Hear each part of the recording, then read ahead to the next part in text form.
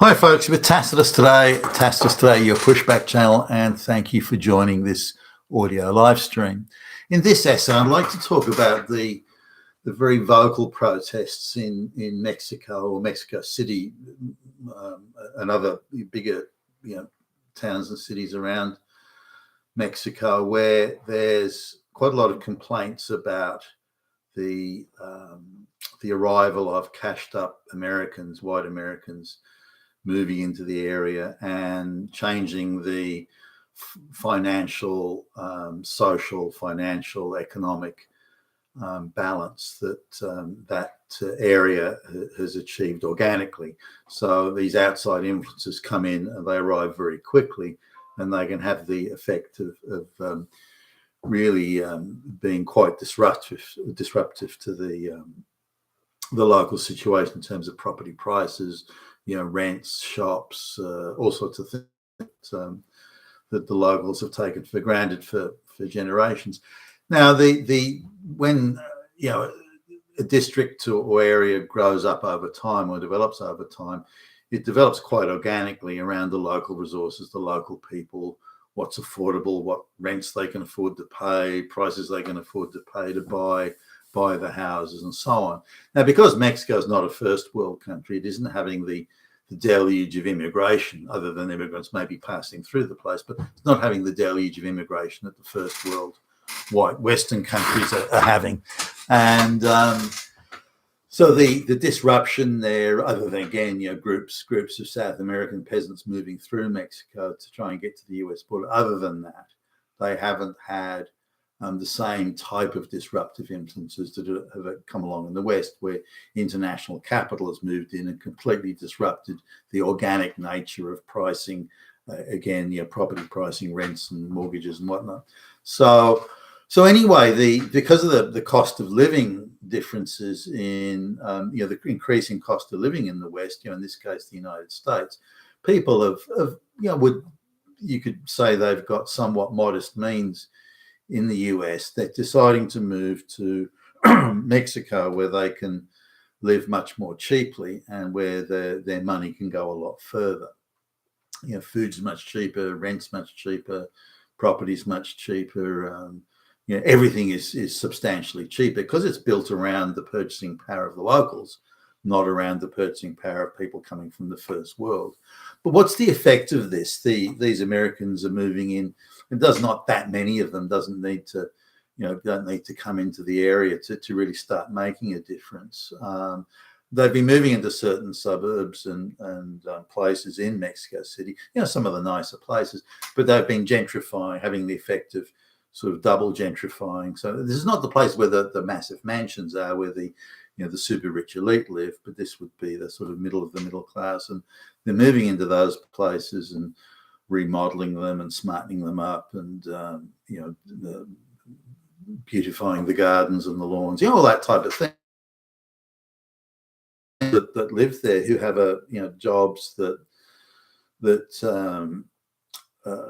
pay a tenth, less than a tenth of what an American job would pay. They can only afford a certain standard of living, but everything around them, it reflects that purchasing power they have, the food, the rent, and everything else. So when these cashed up, relatively speaking, cashed up Westerners move in, it changes the dynamic of the neighborhood. And there's various people being interviewed in the various media outlets that have been covering these Mexican protests. And I don't know how grassroots the protests are. They just seem a little bit too organized with the signs and the bullhorns. So I'm not sure whether they're being funded by NGOs or what. I don't think it's grassroots. If there is some grassroots elements, it's something that sort of came along after the NGO organizers and agitators moved in. Nonetheless, there are these protests on the street, gringo, gringo, go home. And the claims they make, or the complaints they have, are quite legitimate in my view. So here's a woman saying that they lived in this place, and her mother rented it, and parents rented it, whatever, And then when they died, they were renting it, and it's been the same rent for something in the order of 40 years. The rent hasn't gone up, or it hasn't gone up any further than wage inflation has. So they're paying the same now as they were 40 years ago.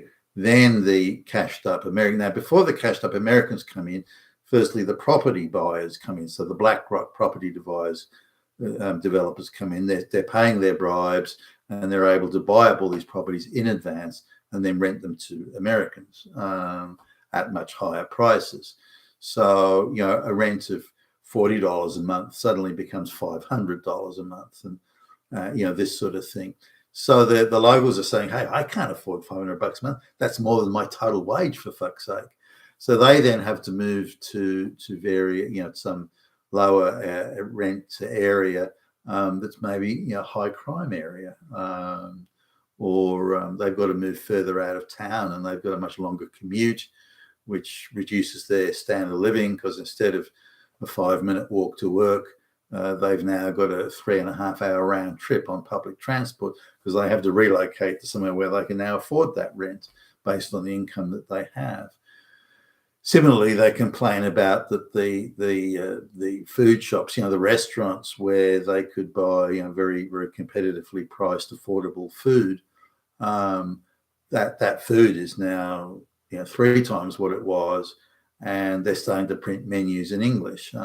They complain that these people coming in from the United States don't speak Spanish, or speak piss poor Spanish, and so that the shopkeepers and businesses in the area are getting rid of local people to employ English-speaking people. So they've got some English-speaking wait staff, or local government officials now are employing English-speaking people, and so on, which is displacing the locals in jobs. And now all these complaints are quite legitimate. There's nothing illegitimate about it. The point that the media of all sides are missing here. On one side, you've got the leftist globalist media, which is having a struggle with this one, because they have to side with the brown people against the white people. That's the default position. But they have to then steer through and say, well, if these people are complaining about migration, then are they xenophobic? But they can't tie the xenophobic to Hitler and Nazi swastika, which they would if the people were white. So they have to, and it's interesting watching those fucking flim-flams trying to navigate through this and maintain their default positions of being anti-white, pro-brown, but also pro-migration. Anyway, the point being, though, that the lives of these people, the prices, everything was structured around the local purchasing power, and it all worked. It was organic, and everything was in balance and in harmony, and so on. Then in comes the people from other areas, but with again the BlackRocks would have been at the front. They would have come first. Then they'd have brought the white folks in to buy the property, and Mexico's a very corrupt place. So the big international money would have slung bribes in all directions in order to get themselves at the front line position of the property boom that they themselves have probably engineered and manufactured.